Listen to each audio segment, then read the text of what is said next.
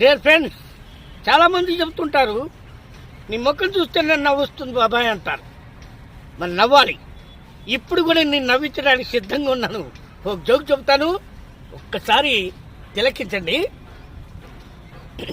ఒరే బ్రదరు, నేను జబర్దస్త్గా వెళ్ళగలిగానంటే కారణం ఏంట్రా అంటే నేను బాగా చదివాను అనమాట. అంటే బాగా అంట 1 కాదు 2 కాదు 3 కాదు 10 చదివాను రా.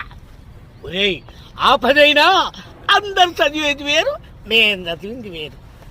ఏంటంటావా? 10లో పేలేనా? ఓయ్ 10లో పేలేనా? ఇక టీటీ చేస్తున్నాను రా. ఒరే బెదరు, టీటీ అంటే టీచర్ ట్రైనింగ్ కాదు, టీటీ అంటే తిని తిరగటం. ఇక పని చేస్తున్నాను. అమ్మమ్మ నాన్న ఊరికి తిడుతున్నా.